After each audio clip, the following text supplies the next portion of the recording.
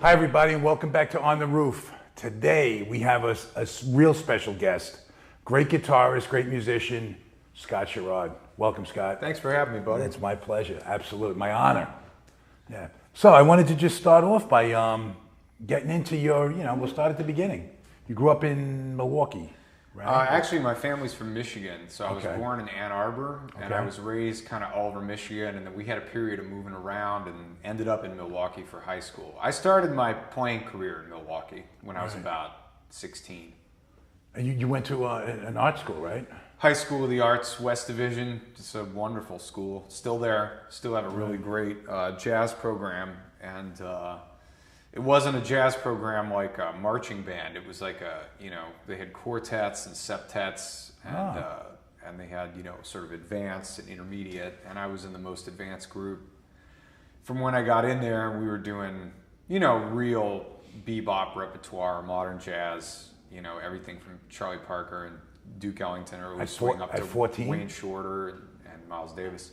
That was the rep at the school, and we had our adjunct professors who used to hang out a lot were guys like Gerald Cannon, who was playing bass with Elvin Jones, and Mel Ryan, who was the organist for Wes Montgomery on all his most legendary records. Wow. But my heart was always in the blues. I mean, that's the blues and rock and roll and soul music. So, as much as I love jazz, and I had a lot of fun playing it over the years, especially organ combos. I think, I spent my nights in the clubs and the blues clubs, and the R&B clubs. That was the bands I worked in. I didn't really work in jazz very much. It never really, it never got a hold of me the way that music did. And how did that happen? How did you develop that feel, the love for the blues? Was it young and? Yeah, I mean, my father's a guitar player and singer, so I grew up with it around the house, and his regular sort of like jamming repertoire with an acoustic guitar around the house was like Jimmy Reed and Chuck Berry, Bob Dylan, Jesse Colin Young. So it was kind of like singer-songwriters, but also just like a lot of that early rock and roll blues bag. Right. So the first things I learned on the guitar were Jimmy Reed songs and Chuck Berry songs. Those were the ones that I asked him to show me. Right. There was something about that, there's something about that seventh chord or whatever it is. I don't know, like right away at the age of about 10, it all snapped it into focus when I heard that. Really? The sonority of that tone, And for some reason it stood out to me more than the other music he was playing. I remember learning, then I learned like Dock of the Bay, and then I learned a bunch of Otis Redding tunes. So I had kind of a leg up, because if you think about it, I mean, you can learn all kinds of amazing things on the guitar, but in my opinion, you're never going to learn anything that sounds better than Chuck Berry or Jimmy Reed on a guitar. Right. It's just so boiled down to the essence. I mean, maybe, I would put Jimi Hendrix in the ranks with those guys, because he sort of took what they did to the next level. Right. And I don't think it's been, since Hendrix, has anybody there's no bar. I mean, he destroyed the bar. If those guys set the bar, he, took it to Venus and see you later. Right. And there's so many great guitar players that have come on since, but to reach that height and that level. And that same year was a pretty pivotal year for me, because they had re-released the Monterey Pop documentary film. Right. And I remember my parents actually took me to a movie theater to see it, and they showed, the majority of or the best moments anyway, from the Hendrix and Otis Redding sets in particular. And I think probably ever since that moment, because that's the first time I had seen either of them perform, you know. Right. This is like, you know, I'm 10 years old. This is well before the internet. Yeah. So it was the first time I had seen them perform and seen them on film and you know, and seeing like Otis and Booker T and the MGs together, and then seeing Jimmy just do this, you know, go from this like supercharged blues to like performance art to singer-songwriter music to his Bob Dylan cover to, it's like the guy in that one set, I don't know how long it was, 45, 60 minutes, whatever it was. Right. Yeah. In that one set, he changed everyone's lives. I mean, it was almost, for me, that was my Beatles on Ed Sullivan. That's what I always tell people. Everyone always says, who's a little older than me, 10, 20 years or 15 years older than me. Yeah, whatever. yeah. It's Beatles, Ed Sullivan. Right. And for me, it's Hendrix at Monterey. That was, to me, that was the game-changing moment, was seeing that set and hearing that set on the recording of it and just trying to take in, like, how much he packed into that. Right. You know? We had Dana Fuchs up here, and she said seeing Otis at Monterey changed her life. There you go. Just like, you know, just one of those. Thank God those guys. Was that D.A. Pennybaker that made that? It was a really good... I don't know who the filmmaker... It's a really good director. It's really well directed. Like, when we talk about those sets, I always think about, like, the second you said Otis, I have a sense memory of, like, there's that back shot, you know, where they got the spotlight aimed at Otis. Yeah. And behind it, and you just see the steam coming off him. And it's just him in a white light with the steam coming off him. It's amazing what was done before, and stuff like festivals. That was one of the very first festivals. Yeah. Right? So there was no experience on how to film these things. Well, it was, you know, magic moment in time. It's there was a lot of brilliant art and commerce partnerships back then. And when you talk about Monterey, you're talking about Lou Adler, you know, and he was one of those record guys. You know, like, you know, there was Mo Austin. Obviously, Ahmet Ertegun is the king of them all. Right. I mean, and then even to an extent, you have the sort of Sam Phillips, Berry Gordy school as well.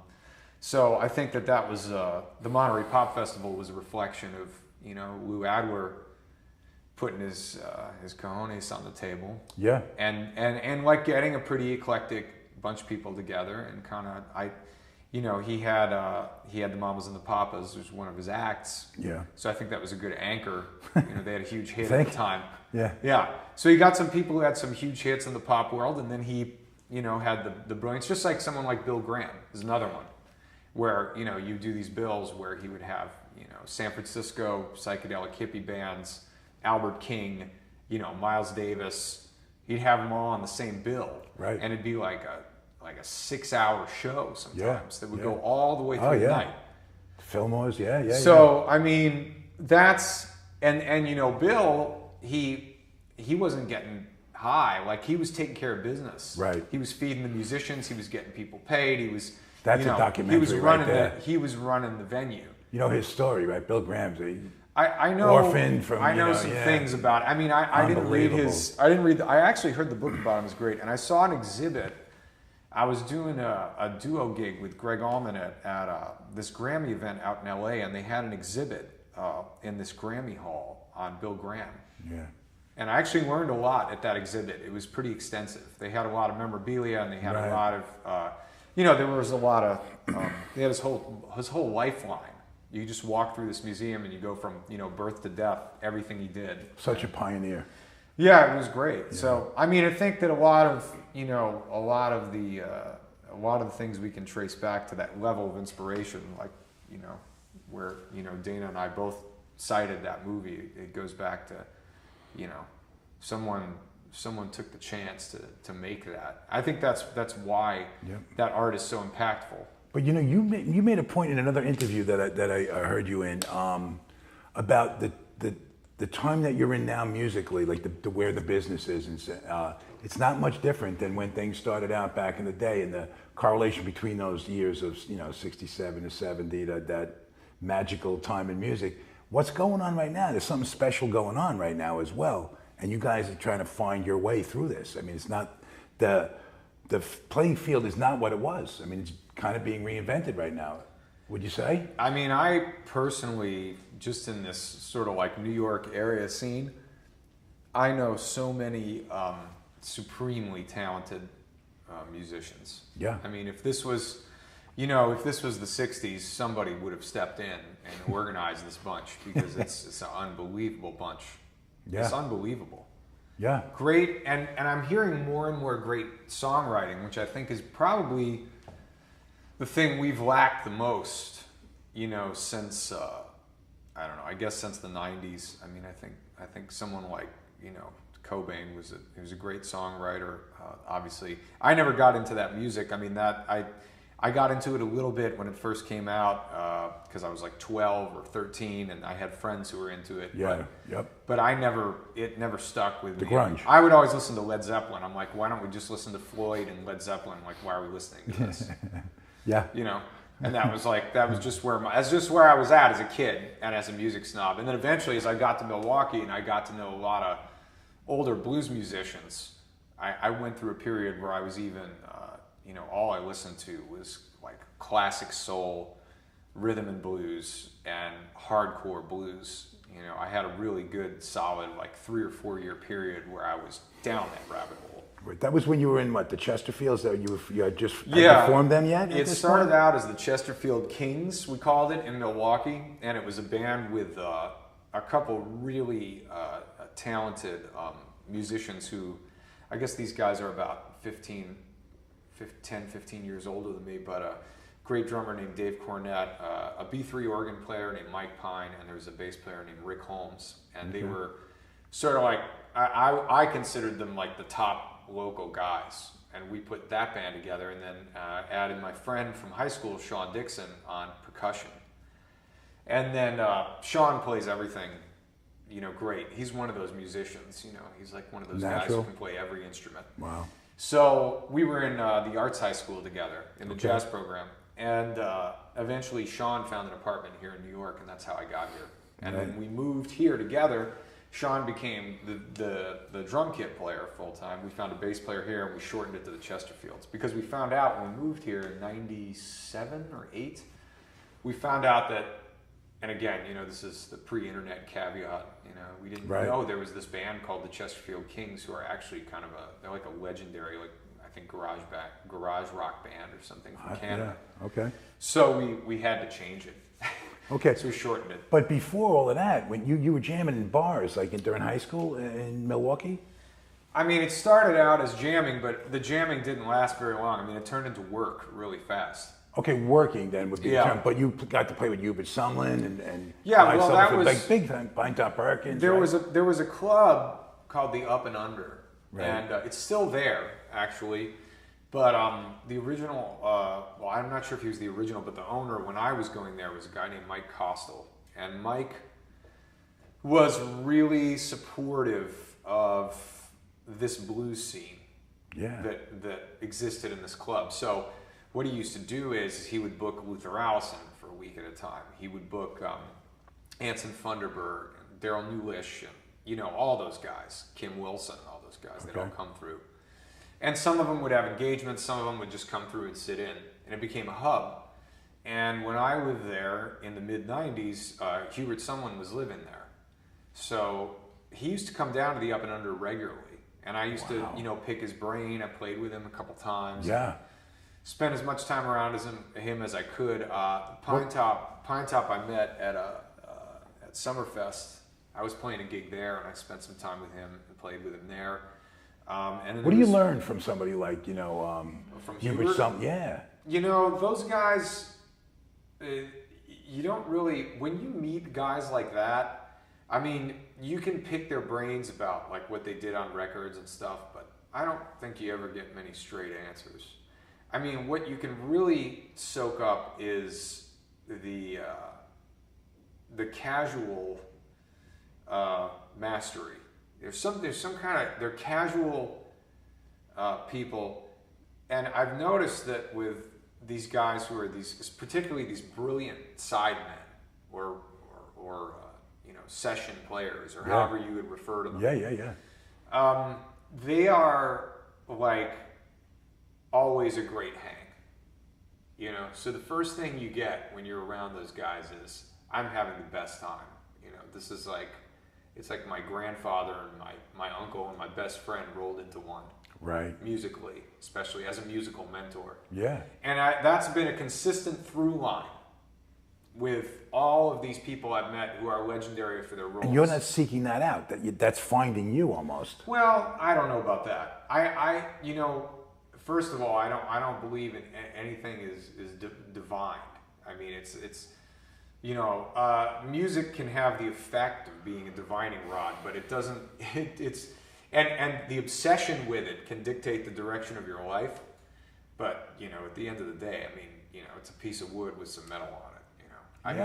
I mean, you got to work it. So I worked, like all I did was when I had that lightning bolt when I was 10, or a series of initial lightning bolts and revelations that were connected to music that early in life.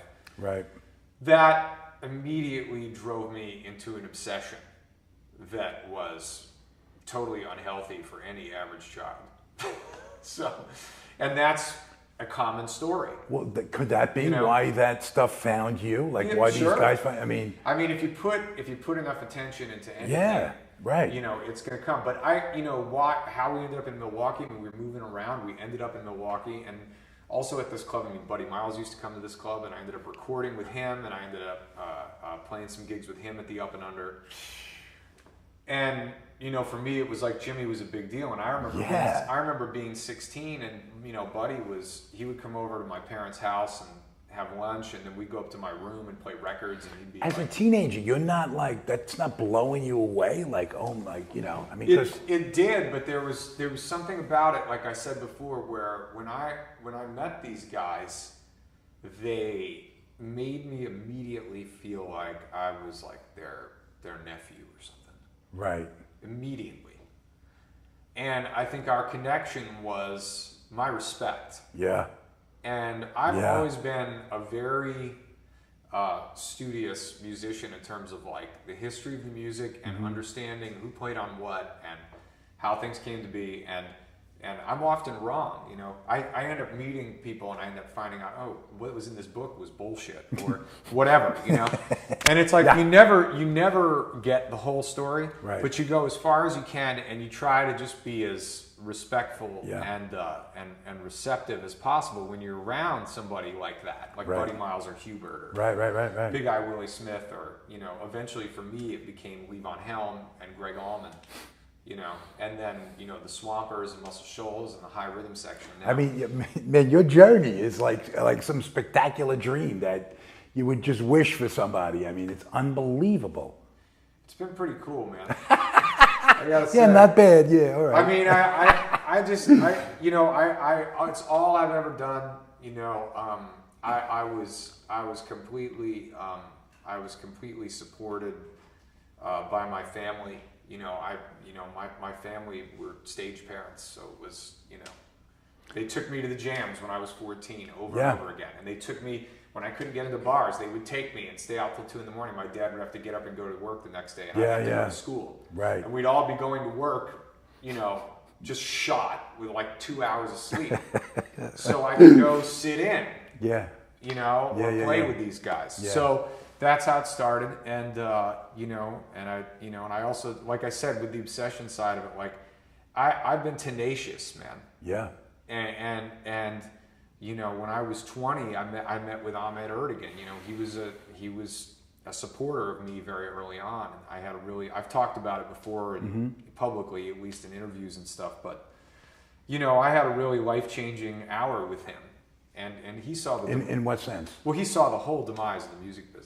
I mean, this was in 99 or 2000. Yeah. It was right around there. And he saw the whole thing coming.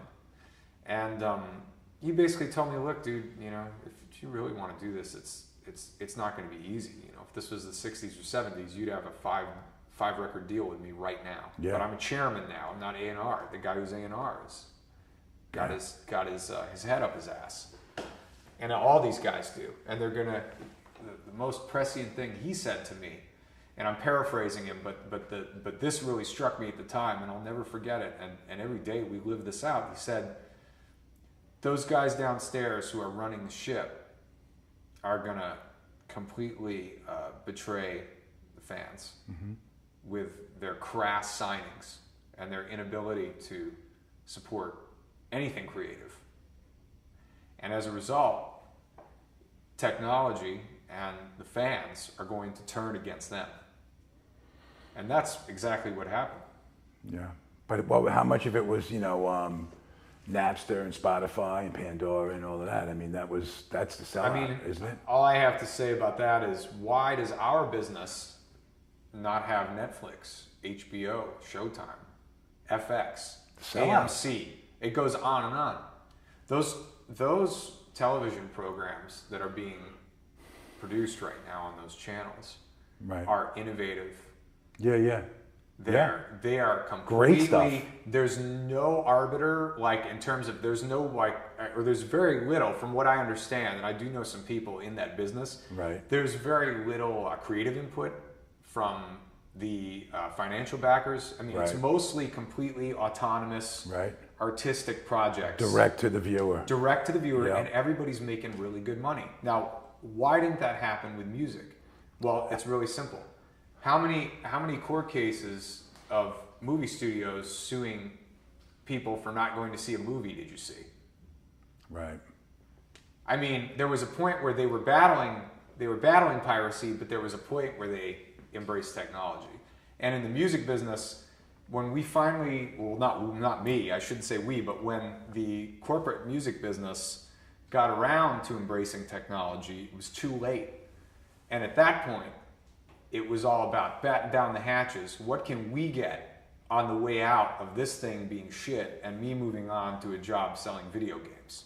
Right. Because none of these guys were record men in the first place. The majority of them. The vast majority. To not be bitter, is I think that the certain people that I've, been fortunate enough to talk to about this are humble workers, hard workers. You're getting out there, you're traveling in however you get from gig to gig and playing gigs. And with the gratitude to be able to do that and connect and do your music.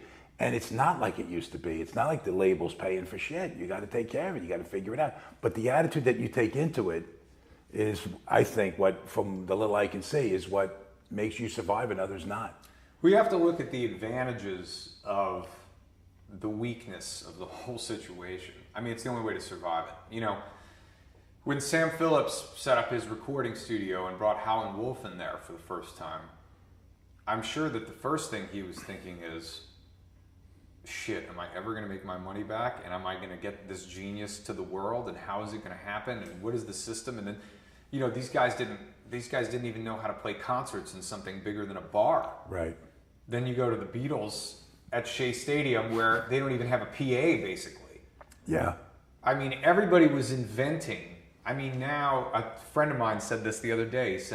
He said now it's like you walk into, any H&M or clothing store, and you go in the kids section, and every T-shirt says Rockstar on it.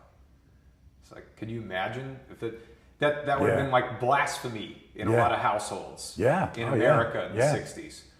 Right. And that's the interesting thing, is how that has become, the whole thing has become an industry. And now, you see all these bands, and they have, in-ear monitors and projections and amps under the stage, and everything is so commoditized and controlled. Yeah. But at the end of the day, people are going to need to hear, they're going to need to hear the Goldberg variations played on a piano. Yeah. By somebody who can interpret the feel. Right. And who can properly execute the vision of Bach, for example, right? And it goes, let's say that's like an early music repertoire thing. Well, that's still being supported. I mean, many classical musicians, they have to teach. They have to, they have to be in companies sometimes, or in orchestras rather. Right. And get staff positions. They have to go teach camps in order to play their gigs. But they're still an industry. They're an industry. There are people playing in it who are profound, who are great interpreters, and there are people who are creative composers that come out of it as well. And again, it's a small market. Right. And we saw that then happen to jazz. Right. And blues. Yep. And, my recent theory has been that we are already doing this with rock and roll. I've heard you say that. You're definitely onto something there. When you look at Paul Green's Rock Academy on one end of the spectrum, right? Okay, that's an educational camp that came out of the School of Rock movie, right? Where he's teaching kids rock and roll as a repertoire, right? And then you have, you go into the bands now that are popular that are making music so well, like Tedeschi Trucks or Gary Clark, for example, right? They're artists I really admire their musicianship and their dedication, and I think that the preservation of an art is what's at stake, and I think that's because of the lack of vision from the commerce side, not from the art side.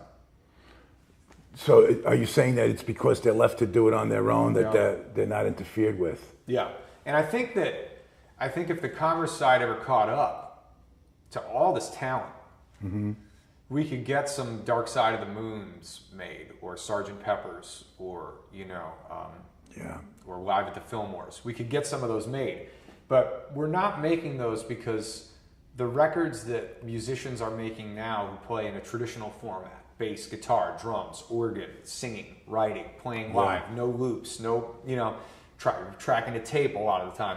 That whole thing, it's becoming, as every day passes and every new innovation comes along, and now, that Mark Zuckerberg is now trying to put a fucking helmet on you so you can live another life. As these things keep accelerating, these things like this electric guitar next to me, it starts to look like a goddamn viola. Yeah. So there's nothing wrong with that at the end of the day, because when I go hear somebody play a viola and it has a beautiful sound, it rocks me to the core. That's good. Yeah. So that's cool. But if we're gonna hit people where it counts and make music that really changes shit, it's got to be part of a larger cultural zeitgeist. And I think that right now is just the zeitgeist right now are these phones that we can't get away from. Hold on a second. No. Exactly. I mean, Steve Jobs, he invented the next electric guitar pretty much. Every studio you go in, it's an Apple computer. Yeah. That's how people make music now, is on Apple computers. But isn't it like a double-edged sword? Because anybody can really do anything. Anybody can record. Well, honestly, isn't this the echoes of what we were hearing when garage bands were becoming pop acts and, the orchestras were going away? Even the invention of recording music was scandalous at the time. This whole idea of Milli Vanilli. You're not going to hire, well, no, I'm going way back. The idea you're not going to hire live musicians or listen to an orchestral performance on a record. Right. That's horrible. Yeah. Orchestral music has to be heard in person. That's how it was written to be played for an audience. It wasn't written to be recorded. That's a medium that didn't exist when Mozart was alive. Right. You can't listen to his music that way. Right. They found a way to record it,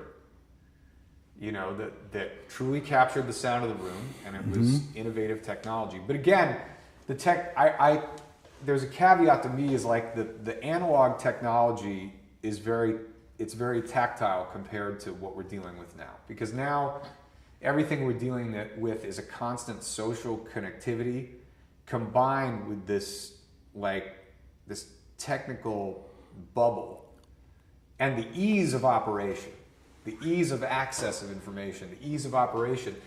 It causes you to run past the whole sequence of a record, for example. I see this with young musicians all the time. How about, they don't know how a record sequence goes. Well, how about even the whole romance of going to a record store, buying a record, bringing it home, opening it up, reading linear notes and following lyrics to songs, and just the whole process of it, it's lost. You download, it's over, you got it, and nobody really, not that, maybe that's just over, I'm sure that's not coming back, right? But do we need it back?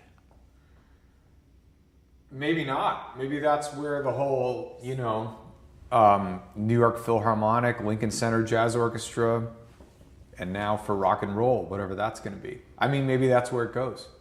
Maybe it's already there. Look at the concert tour season. Look at every year the concert tours. More and more. Let's play this album. Let's do this album. Let's do this tribute.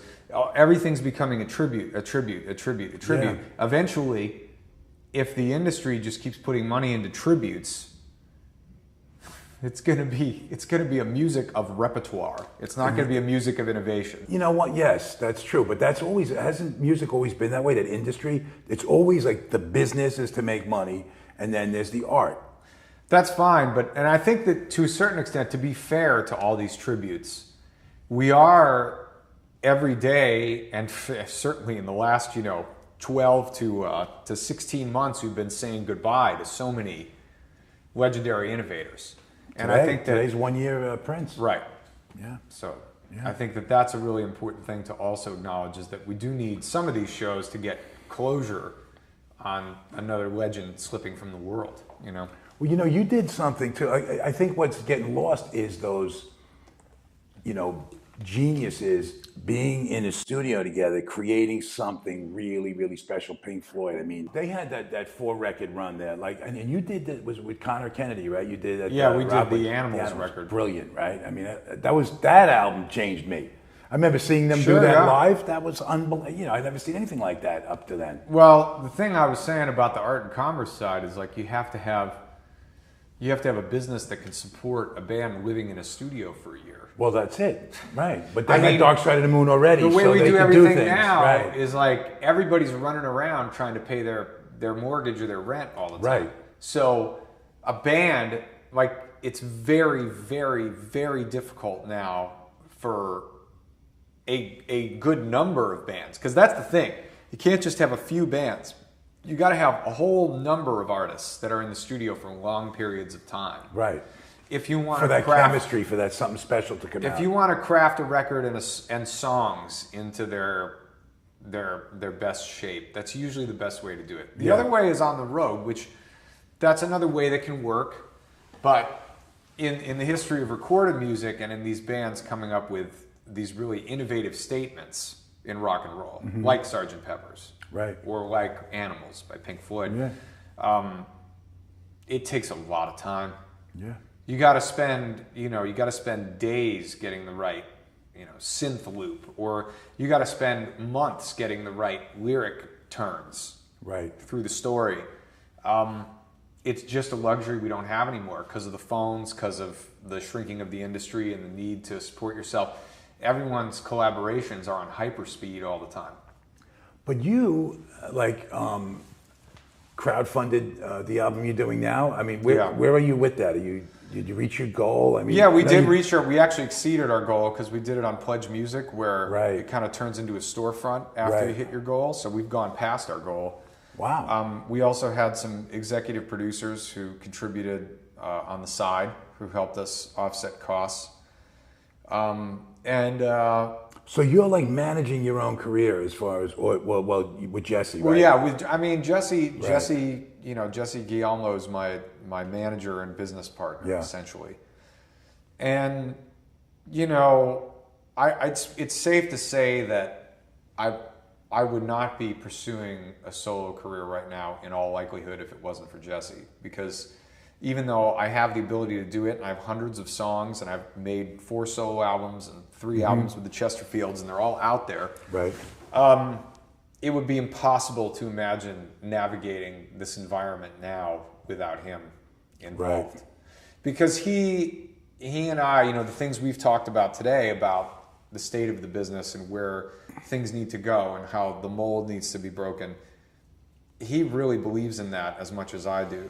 And we also have the same taste in music, almost to a T. So it's very, and Jesse's also, he plays guitar, he plays drums, he understands music, and he has a great background in business as well that gives him a great head for finance and contracts and all that other stuff that you need to understand to navigate that side of the business. Right. But I know Dana did well with her campaign as well. But how many people, there are a lot of legitimate people doing crowdfunding. But for that artist that's starting to find their way, it's tough. It's hard to get a following if you can't get the music out there to them first. Well, there's always been a cart before the horse aspect of the business. Yep. Going all the way back. I'd say going back to the 70s, when I saw this documentary one time about music, and it said that I think it was 76 or 77 was the year where literal vinyl album sales were the number one form of entertainment in terms of revenue. It was the number one revenue generator in all of entertainment. Wow. More than movies, more than anything. So this is like the Eagles, Steely Dan. This is when all those bands, those LA bands, were blowing up. Yeah. And with these great, classic songs, and they were crafting these albums, spending all this time because everyone knew that there was all this money involved. Right. So I think when it hit that point, then after that, I think the waters got muddier and muddier. And in the 90s, when I was first trying to get signed, it would have been 99 was when I first started dealing with record labels. It was a really terrible, poisoned environment. And I think it was because of the atmosphere of, like I said about Ahmet Ertegun, mentioning there was this atmosphere of, all these guys running labels who didn't really care about music, who just cared about money. Yeah. There was no Ahmet or George Avakian to come in and shave off some money for Joni Mitchell, Right. or Miles Davis. Like, there was none of those guys were fighting the good fight from within the label. Right. So I think there was that, but it was when I was coming out then with my first records, it was all about demographic marketing. That was the big thing. So it was like I'd go in an office and they'd be like, "Well, we thought this was a blues record, or we thought this was an R&B record. You're a white guy. You're supposed to sing like boy band music or like torch jazz or rock and roll or classic rock or grunge, And it became this thing of like the whole industry was set up that way. The radio was set up that way. Yeah. MTV was set up that way. It was all based on image, and then all the music became image driven. So yeah. And it was very expensive to make records then. Very expensive. So you had to really, really get a lot of money to get in the business. Right. Now it's flipped the other way. Yeah. And which has its pros and cons. It's all kind of the same in the end. I mean, there's always a struggle and there's always something to overcome.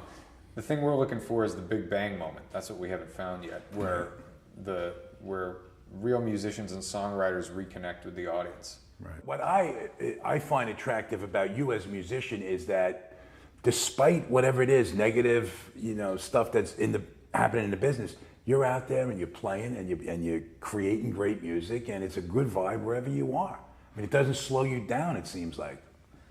I can't do anything else, man.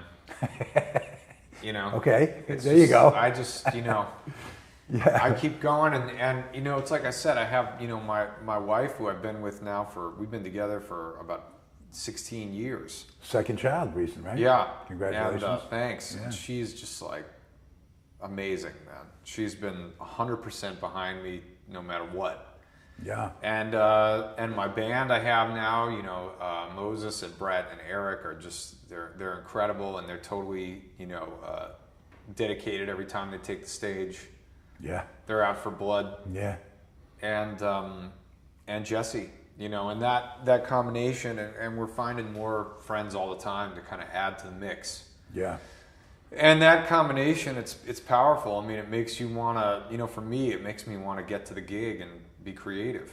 And our fans, man, the New York fans are amazing. Yeah, New York is great. We just played Bar Chord. So hard to live in, but it's so great living here. We used to here. have nowhere to play, and now we have, this Rockwood Music Hall Stage 2 and Bar Chord out in Brooklyn. And both, yeah. I mean, it's so much fun. Like, we played at Bar Chord last night, and it's amazing, man. It's like you just have every, age, ethnicity is in this club, hanging out together and dancing and listening to the music, and they got the door wide open on the patio, and people bring their dogs in, and it's like a real neighborhood spot. It's kind of like playing at a bar in New Orleans, like playing at the Maple Leaf or Chicky Wawa. The first time I went there, I definitely thought I was in the wrong place. You know what I mean? Yeah, your spot is so small, and then you start playing, and then you realize I'm definitely in the right place. It's a great vibe. Yeah, we just turned that room into a concert. The first time I played there, Johnny and Christy, the owners, they're the ones who really, make that vibe. Okay. I mean, and they have a musical background. Johnny's brother was the late bassist for Blues Traveler. Oh, really? Yeah. Oh, so okay. Johnny has a long, and Christy both have a long time in the New York music scene. And I Okay. met them through my friend Craig Dreyer, who's a great sax I was player. going to ask you, because that's a singer. real interest. That's your residency there, right? That's really interesting. So layout. Yeah. Craig I met the year I moved to New York, 19, 20 years ago. And he told me at one point casually, hey man, this couple, they're really good friends of mine, they're amazing people, they're opening this cool bar, and you should think about playing there. And I went in with it. It was funny because I heard it was small, and they used to have a smaller PA. And they were going to have like acoustic acts. Uh-huh. So you've seen my band before, so you know how it is. Like, yes. we set up and it's like a concert. It's a doesn't concert. matter where we play. It's a concert. So yeah. we always, the funny thing is we used to joke, like years ago, we would show up at some of these early gigs and we would all say to each other, all right, now we're going to play the room. We're going to play quiet. We're going to feel it out. And then we start playing and we just start going nuts. Yeah. That's what always happens. The New Orleans thing is a great description of that, because That's how it feels. It really does. I mean, it's really wild. But that first gig, we did it as an organ trio because we didn't bring our bass player because we were afraid. So our organ player at the time was Ben Stivers, and he was playing left-hand bass. Okay. And Moses was playing drums. And we started the gig, and man, it was like right away, Johnny, the owner, just popped up and starts dancing and runs into the middle of the floor and gets everybody to dance. And I just turned to Moses after, the fourth or fifth song in. I remember the moment. I said, this is where we're going to play every week. Yeah. And he was like, no, man, we can't play. It's too small. We can't bring the band in here. We can't. And everyone else was like, no, man, you can't do it. And I said, we're going to do it. This is the place. To see, musicians of your caliber in such an intimate setting, I mean, the place should be like lines to get in that place because it's such a good night. We've had a couple nights where it's been like that. Yeah. I mean, you should every time. We play there on Thursday nights, and it's way out in Brooklyn. So it's one of those things where, and we don't really invite industry to that gig. Yeah. Because it's not an optimal sound setting. It's got a great raw sound in there. Yes, it does. And it's got a great vibe, but that place it's a totally bullshit-free zone. Yeah. You're not going to play a showcase in there. Yeah, right.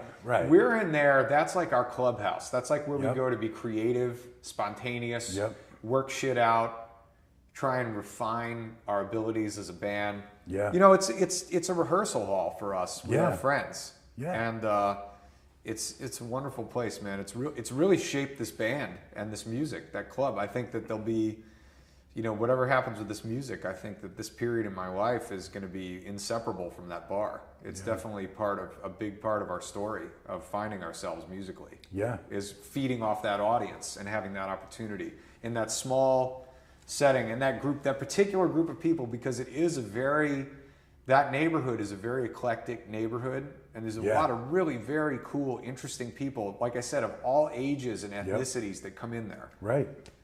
I mean, we've had teenagers in there getting down, you know? Yeah. I mean, we've had kids from the projects come in and hang with us. We've had, guys in their 60s from Long Island drive in and watch the show. Hey, not 60s. What do you mean? Is that a little too close? Oh, no. I love it when I'm in there and I look out and I see, and then there's some kids who are hipsters. Yes. It's like everybody's from a different bag, and I love that because I think that it's really important for all of us to have an experience together, and that's what I hope music does more than anything, is helps us all transcend. It does. Yes. We want to transcend our shitty day and our preconceptions about everything and our baggage and shit. And when you're in a bar and you have a couple drinks and you're hanging out and your guard comes down and everybody's feeling the groove together like it was last night, it doesn't matter that it's a small bar anymore. It doesn't matter that it's 80 people instead of 8,000. Who fucking cares? Yeah. So, that's what makes it cool, though. I mean, because somebody that can be there and watch your songs grow, like when you do, songs that are going to be on this, the new album you done. Yeah. It's all recorded, right? Is it all done? It's done. It's being mixed right now. Right. And was it your campaign was from Manhattan to Muscle Shoals? Well, yeah, and then to Memphis. So Memphis, right. Because we did the first half in Muscle Shoals at Fame Studios. Yep. Rick Hall. Rick Hall was the original owner, still with us, still going to the studio on a regular basis. Swampers. And we had 2 Swampers on 5 tracks, David Hood on bass, Spooner Oldham on keys, on Wurlitzer, and organ on 1. Legends. Yeah. And I brought, from my band, we didn't have Brett Bass in our band yet on bass, so we brought Moses Petru to play percussion. He plays drums on a song. He sings backup and plays. He's a great pianist too. People don't know that. Great, like New Orleans blues style piano player.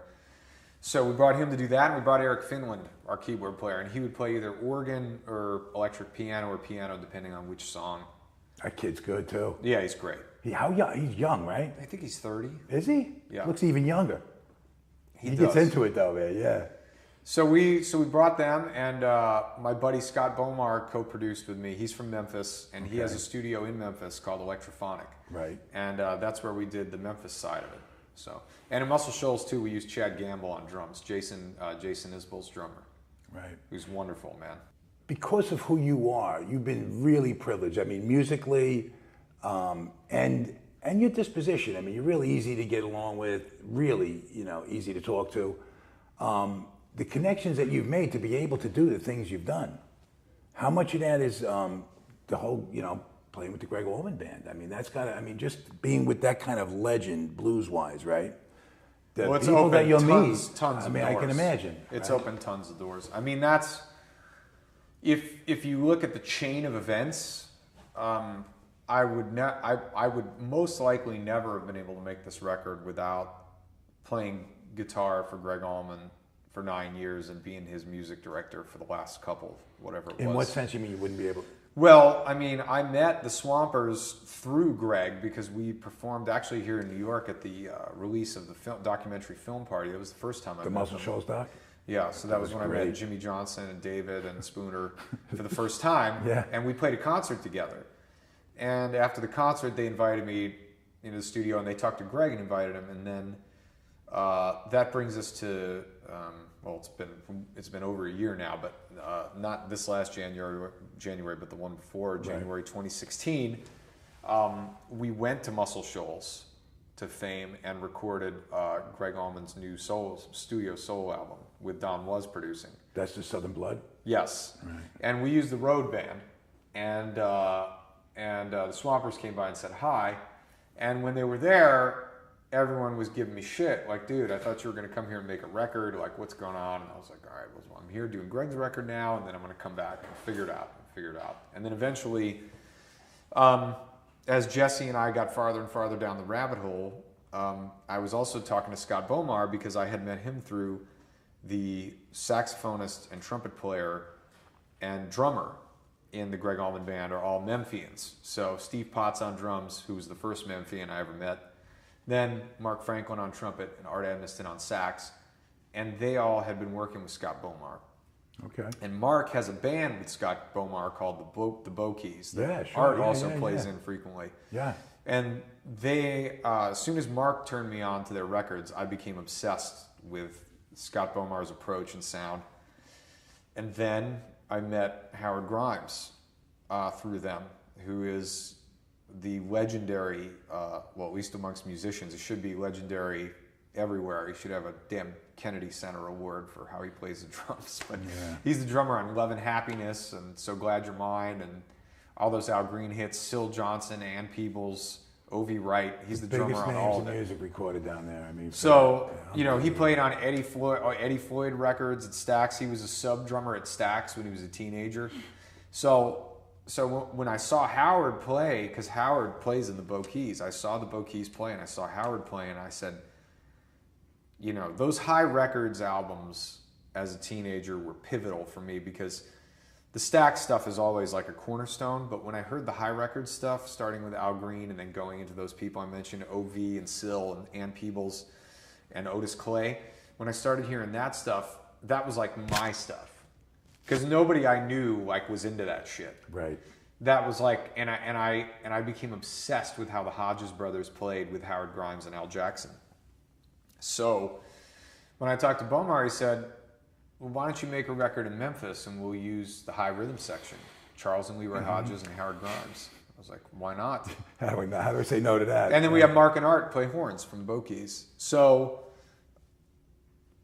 I have these two opportunities, Muscle Shoals and Memphis, again, all through people I know from working with Gregg Allman. Right. And Jesse and I decided, this is crazy, but we're going to make this happen. So we're going to do 2 days in Muscle Shoals, cut 5 tracks. Then we're going to do 3 days in Memphis and cut 7 tracks. Right. And that's what we did. Yeah. That's the record. So it's about half and half Muscle Shoals and Memphis. And I mean, it's definitely got, it's got, 10 original songs of mine. I think there's 2 covers.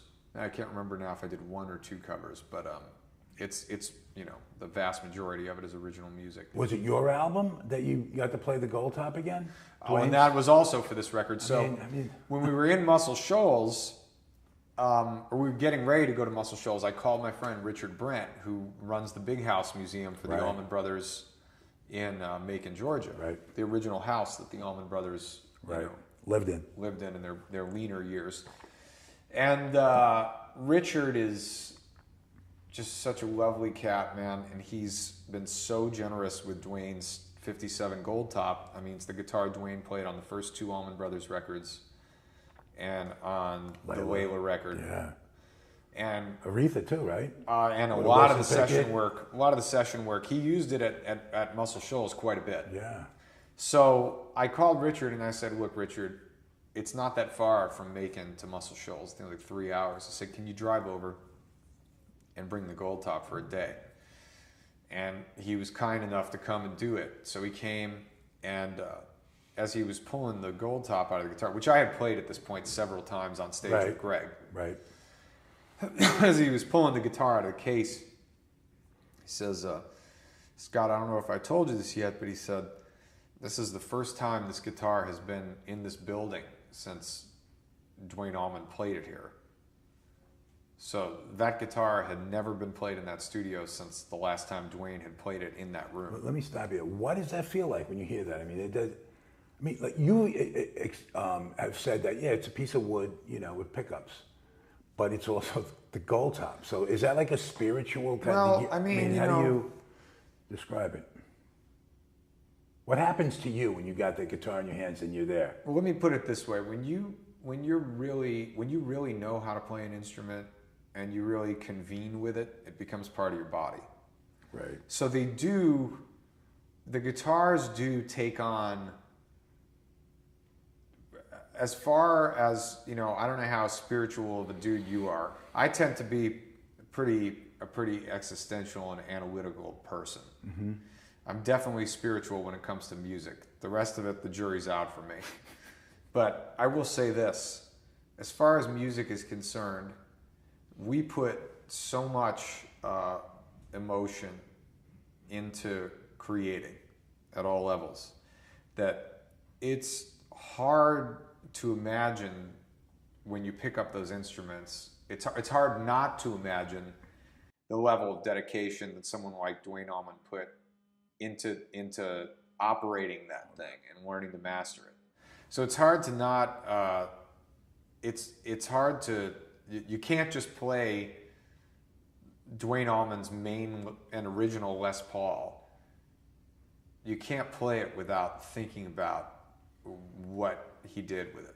Yeah, it's impossible. There's a reverence, right? There's a reverence, and the challenge is, what do you do? It's not about copying Dwayne at that point. Yeah, but I would think any guitarist that has an appreciation for the blues or the Allman Brothers, anyone, right, would have one. But your connection, and as well as you know Gregg the way you do, I would just, and I'm going to just assume this and tell me if I'm wrong, but you just would have more of, it would just mean that much more. You got so much more of a vast array to pull from as far as who Dwayne Allman was I can tell musically. You that I loved playing the guitar in the studio on my record, and it has a tone that is just, it's got 57, PAFs in it. It's just a fucking amazing instrument. But I could tell you that the craziest moment for me with the Gold Top was the first time I played it on stage with Gregg. Because a lot of people have played that guitar. Yeah. A lot. You know, I mean, I saw a clip of Vince Gill playing it, sounded amazing. You know, Charlie from Blackberry Smoke, you know, Devin, obviously, Dwayne, you know, obviously Warren and Derek and Jack Pearson and all these guitar players that I look up to and that I admire and am lucky enough to have known to varying degrees. But when you play that guitar with Gregg Allman singing, that's when it really fucks with you. There's something about the bridge pickup position on that guitar when you play slide on a tune like Trouble No More or One Way Out or something, you know, or Dreams, you know, with Gregg, because that's the guitar he was using on those. And it has every guitar has a particular resonance, and it's in there. Dwayne is not in there, but that instrument has a ring that was different. And, you know, I mean, some people poo-poo the guitar. Some people say, you know, well, he gave that one up. You know, I hear that one a lot. You know, he traded that for another one. That was his, you know, that was like the Les Paul he didn't like. But, I mean, he did buy the guitar originally. So there was something that was his first Les Paul that he owned. So there was something about that instrument that drew him in. And then I think he was on a tonal search and he moved on. But, yeah, I mean, you get through, but for me, it's like I had played, by the time that guitar had showed up in Muscle Shoals to record my music, I had played it a number of times with Gregg, several times. So by the time it ended up in my hands there, I was really focused on using it to make the songs better. I've always called him the Frank Sinatra of rock and roll. Listen, I agree. You know, I agree. He's a guy, you know, he can sing the phone. Rarefied air. Yeah, I really think, you know, yeah. And he's got that kind of phrasing, you know. I mean, Yeah. Miles Davis was obsessed with Frank Sinatra's phrasing. Gregg's got a similar approach to vocal phrasing to Sinatra and Miles and those kind of people because, you know, it's no coincidence his record is called Laid Back, but he likes shit real swampy, and he likes to sing kind of behind the beat a lot of the time. Man, I wore them out, Laid Back, Yeah. but more than one, and also Playing Up a Storm was another one, was just Those are classics. classics. I actually, one of the proudest moments I had in the band as music director was when I brought back Come and Go Blues from Playing Up a Storm.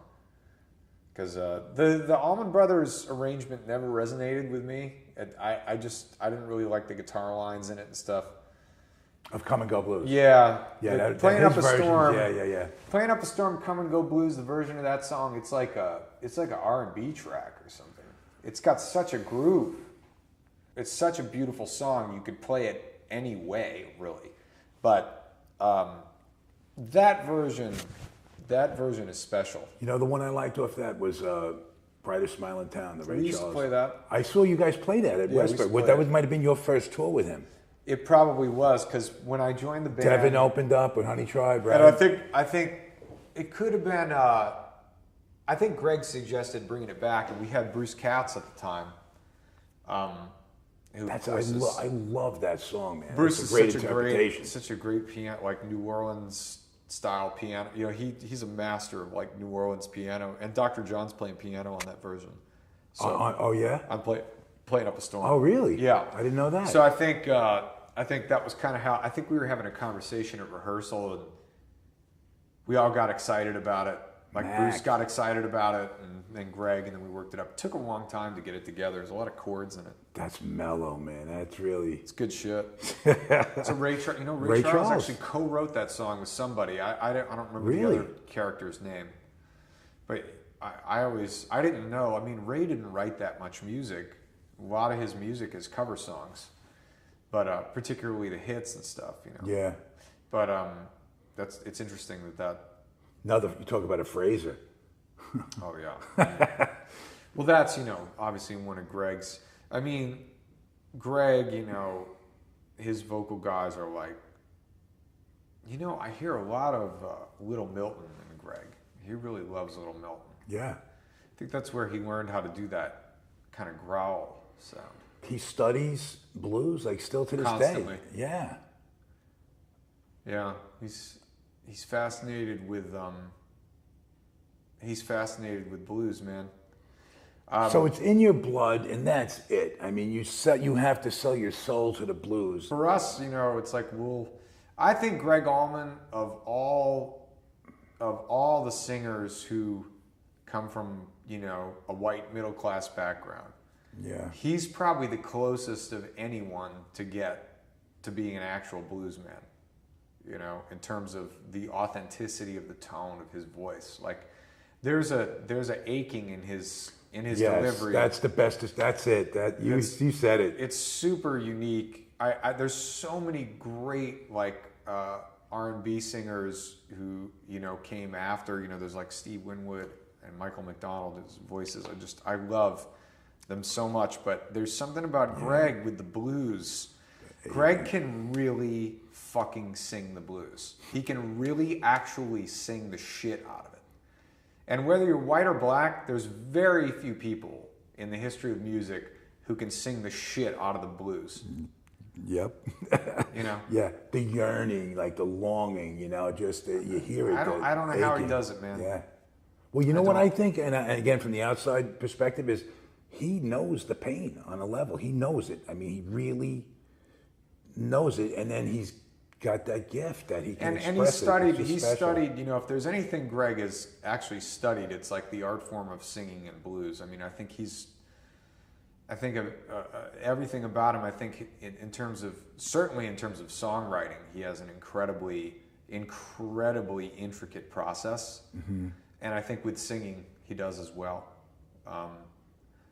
Very intricate process.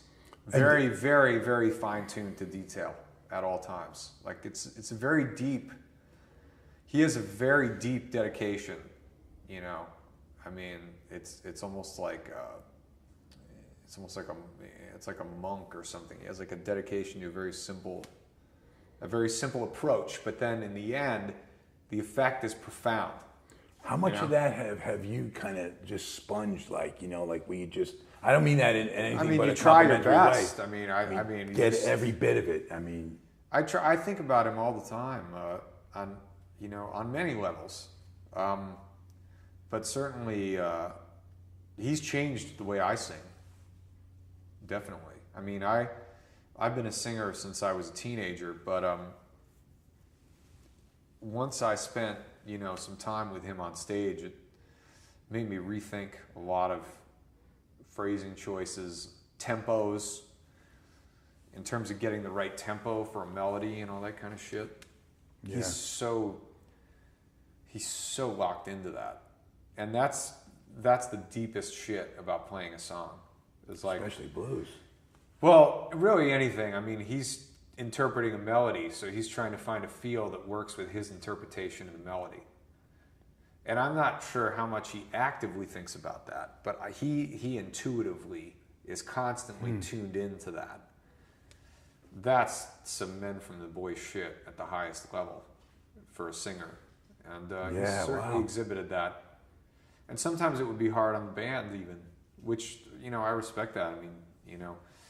I mean, Gregg was always very, very, very kind to us, and he was certainly no James Brown in terms of how he ran a band, But he would definitely have he had sensitivities to tempo and feel that most of the time were profound in terms of how they would change the performance to suit his delivery.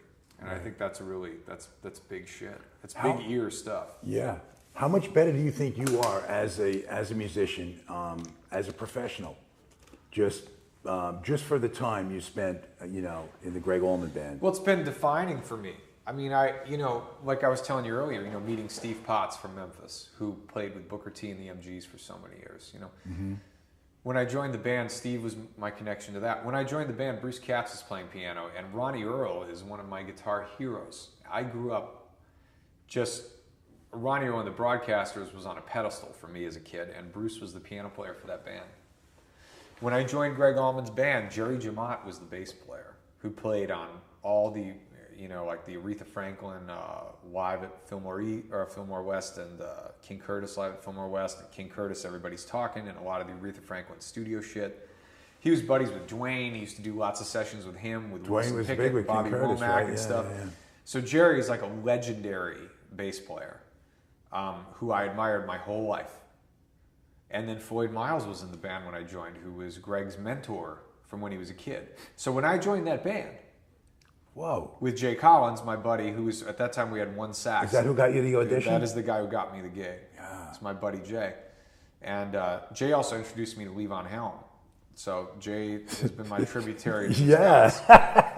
Yeah, thank you, Jay. I always say, Jay. if you find a guy, like Jay, hold on tight. yeah, well, if you find a guy who can play, who's really cool, and he just has a bunch of $50 gigs, take the $50 gigs, because they're going to lead to those things. Yeah. There's a lot of musicians who say like, well, shit, man, I'm not going to go out and play for $50. It's like, well, if you do the creative work and you forge relationships with people and look for those people and then acknowledge what's special in them, they acknowledge what they think is special in you, it can lead you down some really interesting roads. Yeah, and also having the door opened is one thing. I mean, being able to stay on the other side of the door. Yeah. I mean, if you can't... But I was getting whacked from several angles when I joined Gregg's band, because there was the fact that the Allman Brothers were the defining band for me as a kid. When I found that, because I saw them live in the 90s when I was a kid, that was the band that I saw. And trust me, I saw hundreds of concerts in those early years that I would go to. And I saw everybody. Dr. John, B.B. King, Bobby Bland, Little Milton, and a bunch of rock and roll bands, Rolling Stones, Eric Clapton.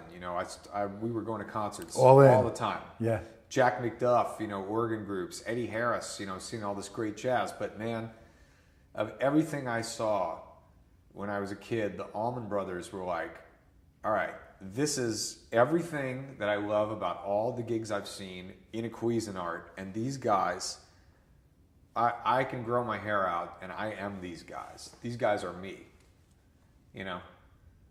That's what I said when I was a kid. I was like, this means it's possible for me to play Stormy Monday, because these guys are doing it, and they're doing it so fucking well, and they can play a shuffle. Like their shuffle swings just as hard as any swing from a blues record, any blues record.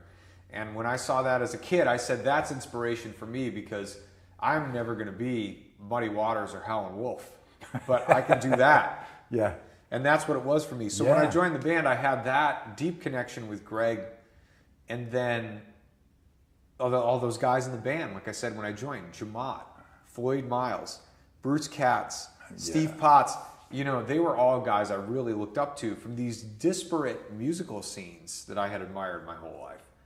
So I wasn't just joining Gregg's band, I was joining a band with like a whole set of musical mentors. And that particular group went on for about 3 or 4 years. Wow.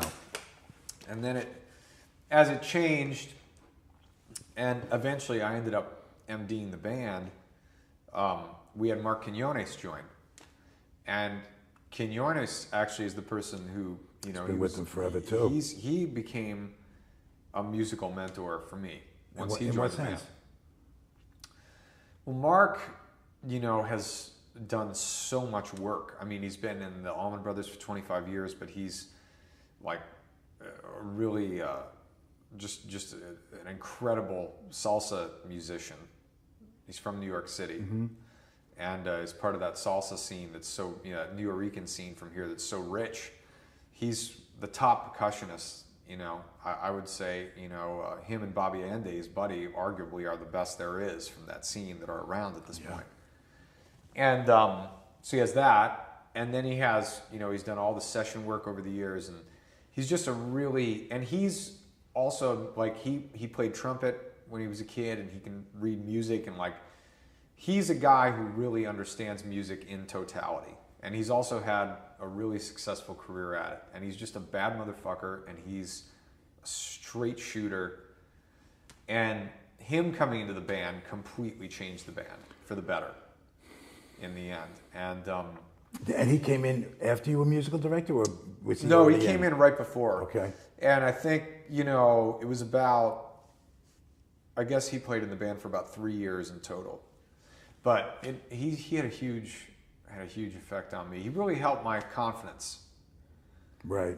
You know, because I was always in so much reverence of what I was dealing with on that gig.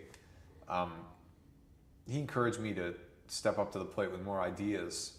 That's huge, huh? And he backed me up at many crucial points. And, you know, as a result, I ended up writing some, you know, like 3 or 4 songs with Gregg and, you know, stuff you'll hear on the record when it finally comes out. The one song that he covers of yours is Love Like Kerosene. Yeah. That's going to be on his new record, right? Well, he cut it on the Back to Making Live record already. Okay. But we did But now you redid it, right? We did like a swampier, kind of more Hal and Wolf type version of it for the studio album. And it's on one of my records. It's on the Brickyard Band album. It sounds like that's a song that he wrote, the way he sings that. Like, he totally... I don't... Man, he started listening to my records just randomly at some point a few years ago. Check this fucker out here and see what it is. And he started learning songs off the records, and I didn't know about it. And then one day, like, called me into his room, and he started playing me and singing me one of my songs. I'm like, dude, what the fuck are you doing, man? He's like, man, I really like this song. I really like this song. And it's like, wow. I said, you know, if you want to do any of them, they're all yours, of course. And then I kind of forgot about it. And then some period of time later, weeks or months later, when I was at home and we were off the road, I couldn't get my phone for some reason. I had a voicemail and I picked it up. And it was like 2 minutes long. And it was like Kerosene playing in the background. And he's talking on the voicemail and he goes, man, we are going to cut this motherfucker. We are going to play this song. He hangs up. I was like, I guess that's the one he likes. Yeah. So he was super into it, man. And I was surprised. I didn't hear that song as a song he would do. And, you know, like I said to you earlier, man, he's just one of those guys. He hears music at such a cellular level. Like, he keyed into something. And then the first time we played it, he sang it, and he sang it his own way. It's changed how I sing the song. Yeah, I guess, yeah. Yeah. And when you do your own, your original stuff, how much of that, like, how do you intersect the two? Because they're not separate careers, right? It's your career. You got your Brickyard Band, and then you have, Gregg Allman's now a little on hiatus, right, for a while? Yeah. But is that are they different worlds? How do they intersect for you? It's all one thing for me at this point because I see them as I've been extremely lucky in the respect that I am part of 2 musical families. My band and Gregg's band are musical families. Yeah. And I see them as in my world they're all one, even though they're separate to an extent in each other's. But right. I mean, it is a musical experience it's all traveling together in my mind. You know? Right. And I don't do anything else for the most part. I mean, I do things here and there. I produce records here and there. Do some other things, but my primary focus has been those 2 musical families for particularly the last couple of years. I saw you at Rockwood when you a couple of weeks ago when you got up and did Only You Know and I Know. Right? Oh yeah, with Amy. Yeah. And I'm sitting there, I'm thinking like, you and Amy are in this like unique spot where you're bridging the gap because I think there's a tremendous similarity to what happened in the late '60s and you know that 3-year, 4-year. I hope you're right about that. Well, you're straddling both of it because there's something really cool going on right now. Your band being a big part of it. Amy's, band and other folks like Dana. I mean, there's a great movement going on. I was so happy. Sam Fish. And, I can't tell you. Since we're talking about Amy, I mean, it's like I admire her so much. So good, man. I mean, I loved her dad. I didn't play with him as much as I would have wanted to. I played with him, several times on gigs and record dates and stuff, and in his band and opening for his band with my own band and stuff. And I lived up there for 2 years and spent some time with him. And he was just like Gregg. He's like a fucking gem. Icon. but just as a human being, just a fucking gem, this guy. And he was a character too, you know, but that's what made it so amazing. And Amy she's carrying a lot with the name, but she has this voice, man. She has this fucking voice that is like the highest level, I think, that you can sing music. When she's at her best, you know, I think she's one of the best of our generation vocally. I agree, yeah. And I love her last record. I mean, I genuinely love it. Like, I listen to it regularly. Right. I think the work that band did, Byron Isaacs, his songwriting, production was pivotal for her. Dan Littleton's guitar playing is phenomenal. David Berger he's a great drummer. It's just such a great thing that they did with that record. And I'll be interested to see where she goes next. I mean, it was great to see her at Rockwood because I remember we introduced her. Too? Yeah, we introduced her to Rockwood because she knew of the club, but she'd never been there. And then we had her on my band's show about a year ago as a special guest, and she performed, I don't know, 10 songs with us or something that night. We recorded it. It's all like an HD video and it's recorded. But check that out. It's all up on YouTube. There were various people there filming, but it was a great show. A lot of fun, loose but cool. Yeah. And she saw what we were doing in there, which is, you know, when Jesse first set us up in there, they had tables everywhere, and Jesse's like, get rid of the tables, and it turned into like a venue immediately when he took the tables out.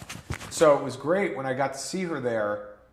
They had done the same thing, and I felt that she also did the same residency timeline of doing the Thursdays all in a row, which was she was at at the Rockwood when you were at the right. Yeah, so I thought that was really inspiring to see her in that space, even though it is. She's the month of March, I think, right? Yeah, right. Even though it is just for those 3 gigs, it'd be good to do something more regularly down here with all of us because it's a good bunch. That's a great room too, though. I mean, that's like that reminds me. Do you remember the Bottom Line? Yeah. Before that, you know, the Bottom Line had just so much nostalgia. But again, it had those fucking tables. I mean, it does. I mean, it's I don't even mean that. Some not people the like to aesthetics. sit, but it's just like I got you. I like it when it's packed. like if you're playing in a club, it's better if the majority of people are standing anyway. Yeah. And then you can have that sweaty environment. Yeah. It's what's better for this kind of music. I just meant like you get like on other levels where you got like acts that were, you know, way bigger than that club, and the people that got in there, you were special just to be in there. That, you know, this is going to be a great night. This is where I should be tonight, you know, if anywhere else. And you know, seeing you there, and she was great. You know who else I saw there? Daniel Lanois with Brian Blade. He played there? Oh, yeah. Wow. Yeah, and he had Brian Blade on drums. Blade is a genius. Oh my God. Fucking genius, that guy. It's like one of my favorite drummers. He's one of the best, right? He makes it look so easy. You know? I mean, you want to talk about somebody who has what I would call just absolutely perfect technique and just, you know, volcanic expression. I mean, that guy and his brother, man, Brady's a badass motherfucker. He did all those Emmylou Harris records. Both those guys are just incredible, man.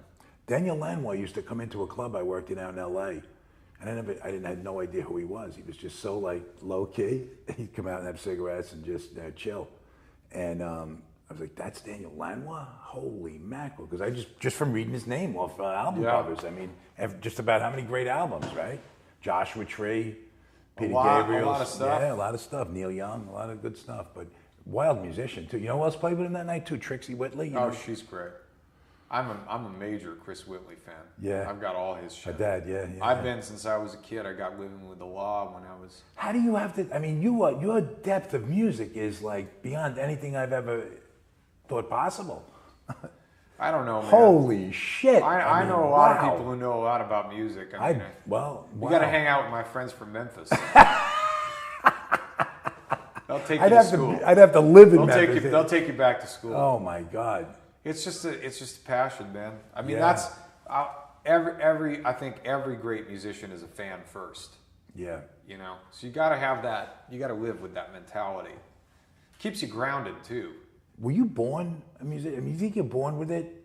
Obviously, you've done the work to, you know, get to where you are. I think it's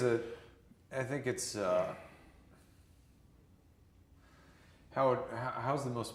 I can't really think of a positive word to describe it. The first word that comes to my mind is like a defect. There's like a thing where, and this is like a creative or artistic person thing. You just kind of know that you're never going to be able to really work a 9 to 5 without wanting to die. Yeah, you're not going to fit in a cage. And maybe you get the part where you get lucky is maybe you find a conduit to avoid going into the system. And then once you've kind of found that conduit and you receive encouragement, you start to build and exist outside of the paradigm. Then you can never go back into it after that. It's just you're just out of the stream. And it doesn't mean it's better. That's the most important thing. Like, I can't tell you how many people say to me who are fans of music who don't play it, they're like, I wish I was a musician. It's like, careful, you know. Mm-hmm. It's extremely difficult. And to be like me, to be like a family man and be, you know, essentially a journeyman musician, this is an extremely difficult, it's a calling. It's like being a fucking traveling preacher or something, you know? Do you think that because of that too, like when you just spoke of your wife, you know, again, with such reverence, I mean, but how much of you have to rely on her so much being a traveling musician, right? Being a working musician, right? That you'd respect for her. I don't know what to say, man. She just gets it. I don't know why I've gotten lucky enough to meet her and have her as a partner, but it has happened, and it has allowed all of this, having my boys and being a musician, to all coexist. It's really because of her support, that aspect of my life, and you know, that's you can't explain that away. I mean, it's a karmic fortune. Mm-hmm. And it's hard to, on a daily basis, be cognizant of that all the time and be appreciative of that all the time. Yeah, I guess. Because, you know, there's so many outside factors, and then, yeah, of course, there's supporting that family. Yeah. So there's a lot of factors to doing all of it, but you just have to pursue balance as often as possible, and that's all you can do. And you're going to fail most of the time. Right. You know. What are the causes like that you believe, like with the, was it ProPublica? ProPublica? ProPublica, right? When you did the they're independent thing, journalism organization. You know, why do you what is it about them that you like? You know what? Well, I mean, it's no secret that you know, the truth and justice and morality are all off the table at this point on sort of a global level. Yeah. So I think we're all trying to find a place to have an honest conversation. Mm-hmm. And I think that ProPublica is an organization that provides a platform for its supporters. It is a nonprofit to get real news stories out there, where it's not a corporate news media controlled, right, from whichever side of the spectrum you're talking about. Right. But you know, I think it's important that we all figure out, and when I say we, I mean globally now, because you see these populist leaders are popping up all over the place. It's very important that we all figure out how to talk to each other. I'm hoping that music and creative people in general, in any art form, can find more ways to level the field so that we can find common ground. Because I think that's the only way. And I like that about ProPublica. I've done some stuff for the ACLU too, because I know that they are considered a left-leaning organization, but I think it's important. I think it's a constitutional right for people to be represented. Yeah. you know, and have their day in court.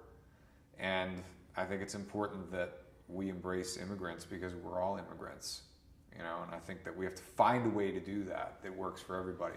So there's these issues are obviously at the forefront, and you know, there's some people have the opinion, you know, I don't want to hear musicians talk about politics. Well, you're talking about Pink Floyd's Animals. I mean, that's about the most fucking political record you could ever make. I mean, talk about taking a stand. You know, Roger Waters will take wall you as well. Roger Waters will take you over the edge, man. Yes. And I think it's a beautiful thing that he did that. Yeah. And I think that we need the artists to be the fly in the ointment. And that also means not towing the line for whatever an artist is supposed to be, right? It also means not being like somebody who's always on the left side of the spectrum at all times. This is sort of I think our great failing as a society in America right now is that we keep getting pushed in the ultra extreme all the time. Yep. And who knows how that's going to play out. But what I can do is make music, and I hope that I can make music that's at times thought-provoking, but most of the time, my music that I try to make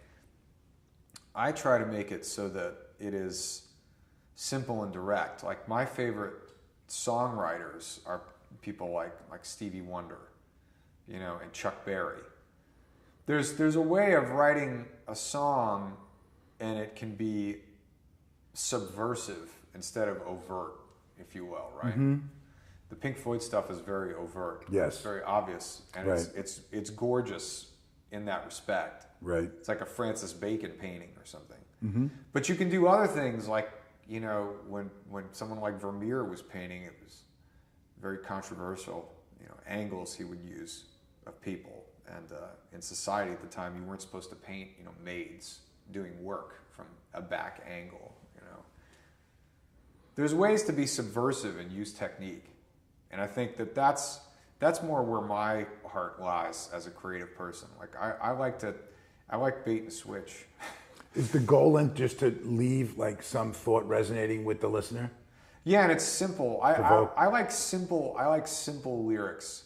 I actually consider Pink Floyd lyrics to be very simple compared to a Bob Dylan, you know, your average Bob Dylan lyric, which is Bob Dylan lyrics. I mean, it could be William Blake poetry. I mean, the man wrote fucking pure poetry. Brilliant, man. No doubt about you know, that. It's like reading a novel. You can just read his lyrics.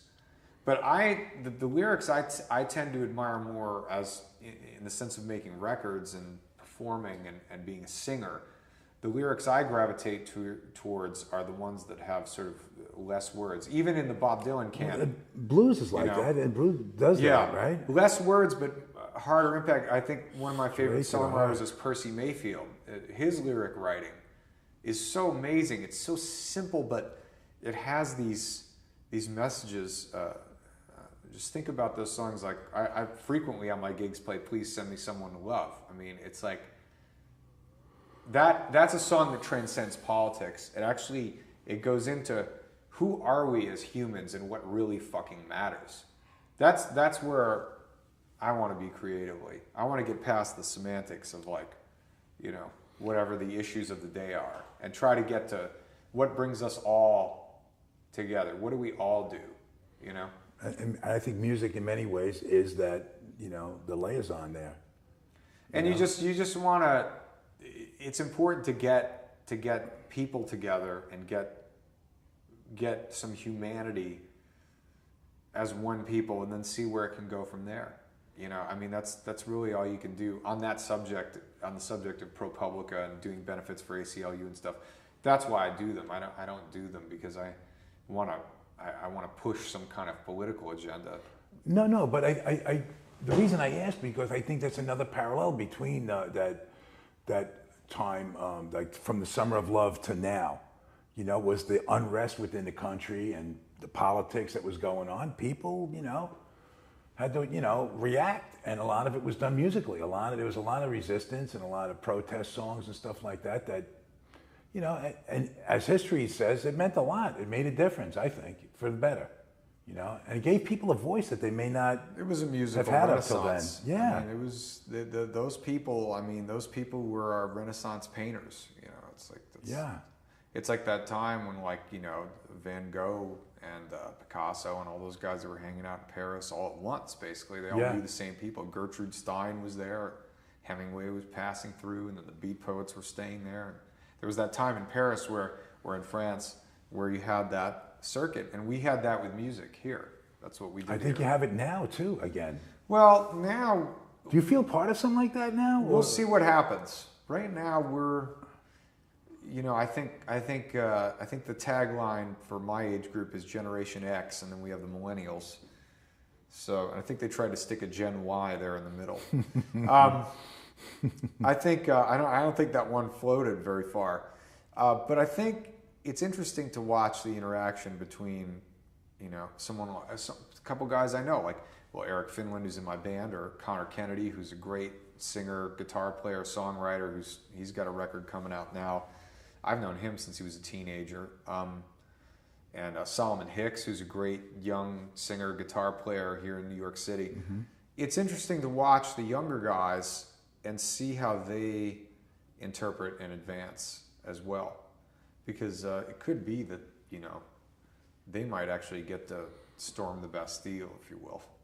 We might just be that. We might just help protect the craft. You might have weathered the storm so they can go in and cash. Yeah. we're showing them the ropes. Yeah. Maybe they're the ones who are going to grab the sword and charge. I don't know. Maybe we'll be there with them.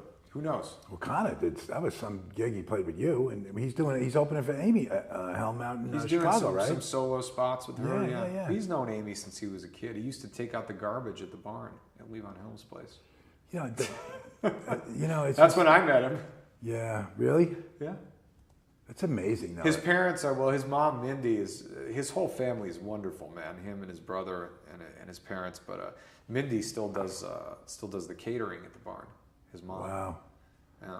I hope they keep that place going. I mean, that's, the barn. Oh, they will. I was just there the other night doing I stopped by and played a couple songs at they do a concert every year for the volunteers, because everyone who works there is a volunteer. Oh, really? It's a private concert. Okay. So I went, and Amy was hosting it. I went and did a couple songs and hung out with everybody. That's cool. Yeah, it's like a family, man. I mean, Barbara is wonderful, and they've always been so generous to me, man. I mean, they have always taken such great care of me, and they, like I said, they allowed my band to open for Levon a number of times, and I got to play in the Ramble Band a number of times, and record there, and it's an honor to be part of that family in any capacity, or contribute anything to that legacy, because it's really, they all have their hearts in the right place, and it's about the music. That's if you take care of the music will take care of you. That's just how it works. You've had a charmed career, huh? Up to this point, would you say? I would definitely not use that word. Well, I would say I've had some lucky breaks and I've worked my ass off, but I think the best is yet to come. Yeah, but right. Again, now I want to defend what I said, and I don't want it to be cheesy. It probably sounded a lot more cheesy than I intended it. But there's so many magical spots that you landed in. It would be not, and granted, your hard work. Oh, I've definitely had some lucky. Talent, I've definitely had some lucky moments, and certainly, it's been a slog, though, man. I mean, and it continues to be. I mean, it's for all of us. Yeah. And that's just the nature of the situation. It's a grind, is it not? I mean, a musician. Right now, it has a grind aspect. Yeah, but I mean, there's nothing like that high, man, of playing. Yeah. Yeah. I mean, it's the strongest drug they make, because once you can fucking get through 12 bars of playing rhythm guitar, once you feel that, once you get through that first 12 bar pattern, and you come around the other side, and then someone starts singing over it or soloing over it, you're locked in. It's just like, there's nothing like that. Yeah. Once that's got you, you're done. Yeah. Whether you're going to be a fan or you're going to be a professional, it doesn't matter. Once it's got you, it's got you. I don't have it in me to play music, man. I love music. I have such a... That's all right. Well, I'm in awe of anybody that can do it, because it's just something, I've tried. It's just not my thing. Like, I haven't been able to get it. So, but I've been in in the presence of musicians when they're performing, when that moment is simply magical. I mean, those magical moments. And I just think whatever I could feel like that has to be, multiplied, 1,000 times to be actually up there in the middle of it. I'm high watching it. Well, I mean, it all comes back to even what I was saying earlier about the connectivity of like the artist and the audience. When a band is having an on night, most of the time it's because the whole room is queued up to a mood. And I mean, you were at the Pink Floyd show, and that was I put a lot of, I should say, because we all volunteered our time. Rich Pagano, Connor Kennedy, Brett Bass, Eric Finland, Josh Kobach, who joined us on vocals on some of the tunes. Mm-hmm. Even our buddy Charlie Martinez, who was doing a front of house sound. It was a labor of love doing that show, and it was, I was really like a lot of people. I was really devastated by the direction we took in that election, and I was devastated I was devastated by his decision to not be the first president since John F. Kennedy started it. I believe it was the first year he got elected. Robert Frost was engaged to write a poem in honor of the inauguration, and it became a tradition for every presidential inauguration to have a poet who's brought in who writes a poem and reads it at the ceremony. And that has happened with every president, with Ronald Reagan, whatever conservative or Democrat, Republican or Democrat, it didn't matter. Mm-hmm. And he said, no, we're not going to have a poet. And I heard that the day before the gig, and I said, man, well, that to me says it all about where we're going. Yeah, that lit the fuse. Yeah, we'll let that go. But we were already doing the show on Inauguration Day and playing that record to just kind of say, like, look, we're not happy about this, and we need to like get it out. Yeah. And since then, like I was saying earlier, we've been finding ways to move on and try to connect with everybody. Yeah. But that was a very emotional defeat for me as a creative person specifically, and for the guys in my band and the people I know. So when we did the gig, I had the first thing we did was we played Us and Them, which of course is not on Animals. Right. I had Josh read a Robert Frost poem. Right. And he read Fire and Ice because that's his apocalyptic poem. Right. But I figured, if Trump's not going to have somebody read a poem on Inauguration Day, we will. And that was the spirit of the gig. Yeah, yeah. And then we played the Access Hollywood tape during Pigs, and we put a lot of work into that show. We had a lot of, we really wanted to have like just a bloodletting for the things that we stood against and what was a very ugly and divisive inauguration speech and ceremony that was completely devoid of anybody with talent except for poor Sam Moore. God knows why the fuck he did that, but God bless Sam. He's one of my favorite singers, but Jesus Christ, buddy, what are you doing? So that's basically why we did that gig, and I think that's. I mean, look, man, if there's anything positive we can get out of all this, it's, the angst that these left turns make, that they generate, the angst that they generate, that's fuel. So maybe we can all use that for fuel to create. And then the only, look, man, it's destruction if we don't all figure out a way to get along. I mean, we can't just pretend. We can't just sit around and pretend that we can be both. It's like our government, even in this country, it's stalled because everyone's just stuck. It's like we're going to destroy ourselves this way. You can't just sit back and just watch. So I think if music can do anything, I think it should subtly try to. I think we have to be subversive. I think that's the word. I think music now, it should be more subversive, but we have to be very careful too, because you don't want to. There's a lot of things that are being played with right now. Oh yeah. This autocratic concept, you know, like we don't want to end up a place that ends up like Russia, where we have, you know, bands like Pussy Riot getting thrown in jail. You know what? It doesn't look like we're too far away right now. I mean, it just seems like that's I think closer we're probably to reality. one significant terrorist strike from a full Patriot Act Or one lockdown. missile. So we'll see what happens. Yeah. Let's try to hope that doesn't happen. Keep on moving forward, man. I hope that you know, Trump comes back to his true nature as a centrist. Yeah. I wanted to hopefully hear you play a little bit, but just close on one thing. One of your with the crowdfunding thing, you proceeds from the crowdfunding go to the Harlem Arts. Right? Yeah, we have a portion of the campaign goes to Harlem Arts Festival, and that's because I've lived in Harlem now for 5 years. Mm-hmm. And, you know, my kid goes to French charter school there. My wife is French, so he's bilingual, so he goes to that school. You know, we have our building is great. We have a lot of friends in our building. And What is the festival? What is it? Is it the Harlem Arts Festival? Yeah. It's a music and arts festival that they do, and they stage concerts. In fact, we're performing with my band at Marcus Garvey Park. I think it's in June. Oh, yeah. We're doing a show at the band shell, the Richard Rogers band shell. I think Okay. it's called. I'm not sure, but yeah. It's like right by my house. Great. Yeah. So that's why we picked that organization. It's literally like a local Right. organization for me. Yeah, that's a great cause. Well, again, it's, you know, anything to foster more creativity, you know. With the kids, yeah, absolutely. All right, well, listen, I want to thank Great you talking so to you, much. buddy. My pleasure.